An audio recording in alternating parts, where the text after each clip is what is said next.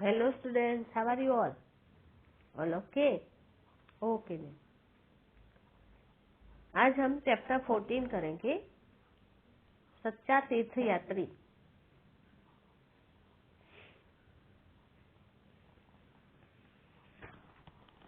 इनके लेखक है रूसी उपन्यासकार लियो निकोलाएविच टॉल्स्टॉय। इनका जन्म 9 सितंबर 1828 को यासना पोलियाना में एक अभिजात्य परिवार में हुआ था।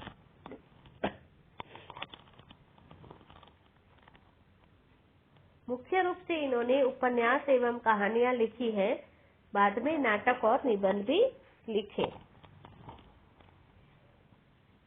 पहली रचना इनकी थी चाइल्डहुड और उसके बाद बॉयहुड और यूथ।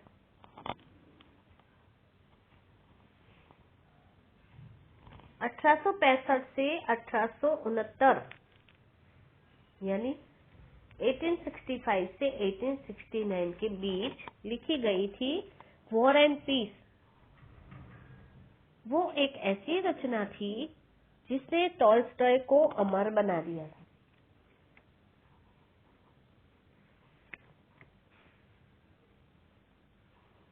चलो पढ़ते हैं सच्चा तीर्थ यात्री। अब रूस का एक गांव था, उसमें दो मित्र रहते थे, अफीम और अलीश। वो बहुत पक्के मित्र थे। अफीम गंभीर और बुद्धिमान था और बहुत धनी था। उसका परिवार भी बहुत बड़ा था। और अलीश जो था वो न तो धनी था और न ही निर्धन। वह मधुमक्खियां पालकर अपने परिवार का पेट पालता था, परंतु वह बहुत दयालु था और हमेशा प्रसन्नचित्त रहता था। बहुत पहले दोनों मित्रों ने एक साथ जेरूसलेम की तीर्थ यात्रा करने का निश्चय किया, है ना। तीर्थ यात्रा जेरूसलेम। अब अलीश तो सदा चलने को तैयार रहता, परंतु एफिम जो था वो उसे हमेशा समय ही नहीं मिलता था। उसके पास सदा कुछ न कुछ काम रहता था। एक दिन एलिस ने उसे जोर दिया कि चलो अभी तो हम जाते ही हैं, हमें अपनी प्रतिज्ञा पूरी करनी ही पड़ेगी। अब एफिम ने क्या कहा, मेरे पास तो यात्रा के लिए पैसा नहीं है, अभी हमें प्रतीक्षा करनी पड़ेगी।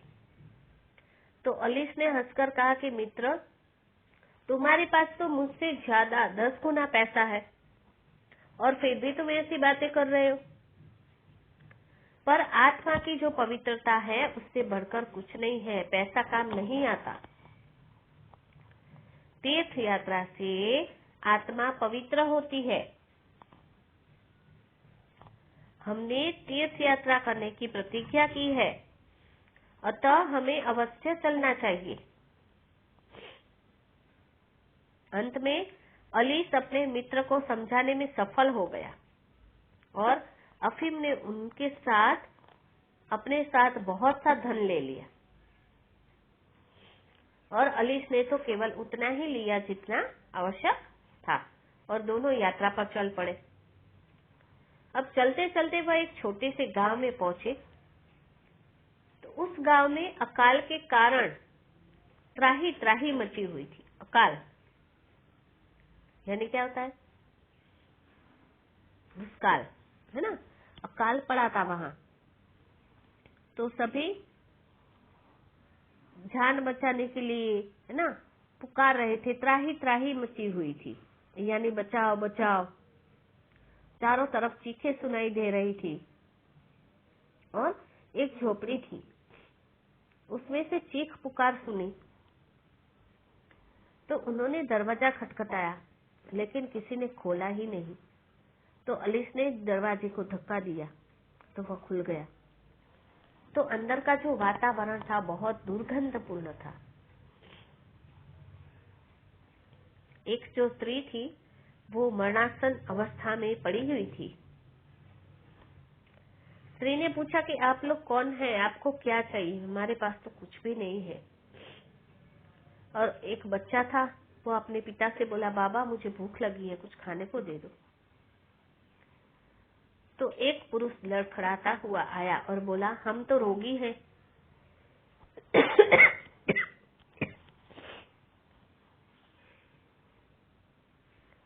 हमें रोग और भूखमरी ने घेर लिया है और मेरा पुत्र तो भूख से मर रहा है। सॉरी। अब अलिस ने अपना थैले खोला और उसमें से रोटी निकालकर उसे दी और जितनी भी रोटियां थी उन लोगों को दे दी और उन्हें भरपेट खिलाया। फिर कुएं से जाकर पानी भर लाया। अब अफीम जो था वो झोपड़ी के बाहर ही बैठा रहा। उसने कहा कि मुझे ऐसी गंदी झोपड़ी में नहीं रुकना है। अगर तुम्हें रुकना है तो रुको। ऐसे बीमारों के साथ अगर हम रहेंगे तो हम भी बीमार पड़ जाएंगे और हमें जेरूसलम भी तो पहुंचना है। व्यर्थ में समय नष्ट मत करो। तब अलिस ने कहा कि मित्र आप चलो, मैं इन लोगों को ऐसी दशा में छोड़कर नहीं जा सकता।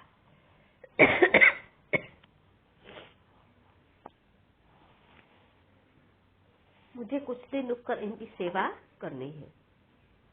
तुम चलो। अब एफिम अकेला ही चल दिया।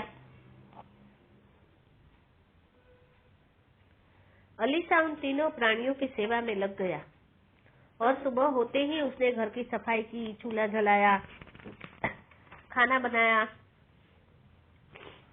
और घर के लिए आवश्यक सामग्री भी खरीद लाया। इसी तरह उनकी सेवा करते करते 3 दिन बीत गए। उसे समझ नहीं आ रहा था कि क्या करूं।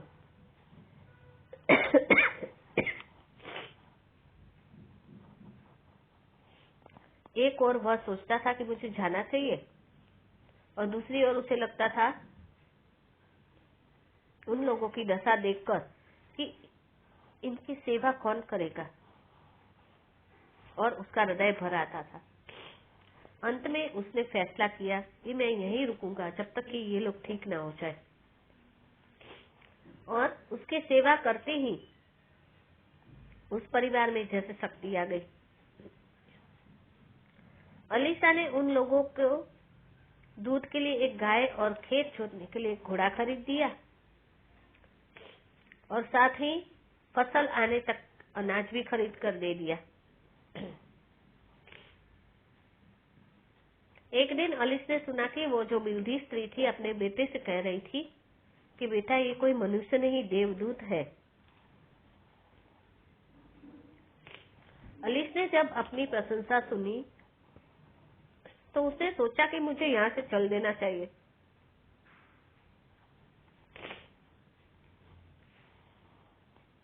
अगले दिन जब घर के लोग गहरी नींद में सोए थे तो वो चुपचाप वहां से निकल पड़ा। उसके पैसे भी समाप्त हो चुके थे तो उसने जेरूसलम जाने का विचार छोड़ दिया और घर की ओर चल पड़ा। घर पहुंचने पर उसके परिवार वालों ने प्रसन्न होकर पूछा कि जेरूसलम हो आए? तब उसने कहा कि नहीं, मैं नहीं जा पाया किसी कारण। मेरा सारा धन तो मार्ग में ही समाप्त हो गया था, इसलिए मैं तो नहीं गया, पर एफिम के साथ नहीं जा सका और रास्ते से ही लौट आया। अब वहां अफीम जो था वो जेरूसलम की ओर चल पड़ा। वहां पहुंचकर वह प्रार्थना करने के लिए चर्च में गया।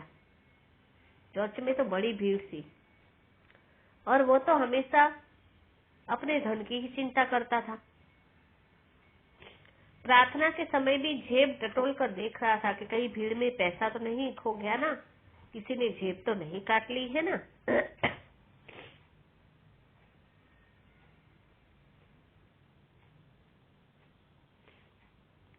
अब चर्च के भीतरी भाग में एक 36 दीपक जल रहे थे और वहां पर किसी भी तीर्थ यात्री को जाने की अनुमति नहीं थी, परंतु वहां पर उसे एक ऐसा दृश्य देखा जिससे वह आश्चर्यचकित रह गया।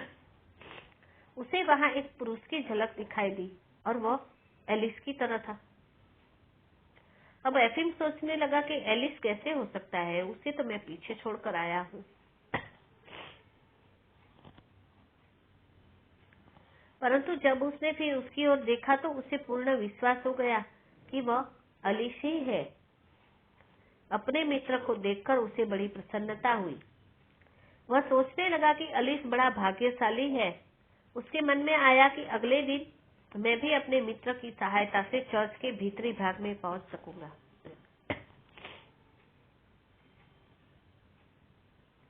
एफिम 3 सप्ताह वहां पर रहा।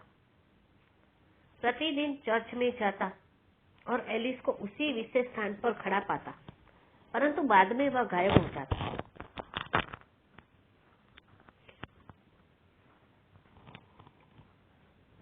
अब एफिम अपने घर की ओर चला। रास्ते में वह उसी गांव में पहुंचा जहां एलिस रुका था और झोपड़ी के दरवाजे पर एक स्त्री दिखाई दी। वह बोली कि आइए बाबा, हमारे साथ ठहरिए, भोजन कीजिए, हम सदा यात्रियों का स्वागत करते हैं। एक यात्री ने ही हमारे प्राणों की रक्षा की थी। अब एफिम समझ गया कि वह स्त्री एलिस के बारे में ही बात कर रही थी। फिर उस स्त्री ने एफिम को भोजन करवाया, सोने के लिए स्थान भी दिया और तभी एफिम को याद आया कि उसने जेरूसलम के चर्च में एलिस को विशेष स्थान पर खड़े देखा और वह यह भी जानता था कि वो तो झोपड़ी में ही था। तो उसकी समझ में कुछ नहीं आ रहा था कि मन ही मन उसे लगने लगा कि ईश्वर ने शायद उसकी तीर्थ यात्रा स्वीकार नहीं की है, परंतु एलिसा की तीर्थ यात्रा अवश्य स्वीकार हुई है।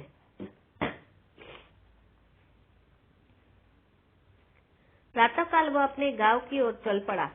गांव पहुंचकर वह सबसे पहले एलिस के घर गया और एफिम को देखकर एलिस बहुत प्रसन्न हुआ और बोला, मित्र, आशा है कि आप जेरूसलम की यात्रा सकुशल पूरी कराएं। तब एफिम बोला कि मित्र, मेरा शरीर तो वहां अवश्य पहुंच गया, परंतु मेरी आत्मा वहां पहुंच नहीं पाई है। इसमें मुझे संदेह है, परंतु मुझे पूर्ण विश्वास है कि तुम्हारी आत्मा वहां पर थी। मैंने अपनी आंखों से तुम्हें चर्च के भीतरी भाग में दीपमाला के पीछे खड़े देखा था। तुम ही सच्चे तीर्थ यात्री और ईश्वर के प्रिय हो। मैं समझ गया हूँ कि मानव सेवा ही सच्ची ईश्वर सेवा है।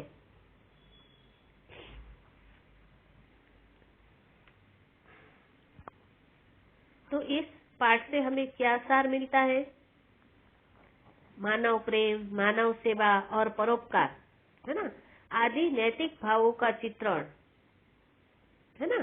तो इन मूल्यों को जीवन में उतारने से ही मनुष्य को सच्ची शांति मिल सकती है। ठीक है, ओके देन, बाय बाय।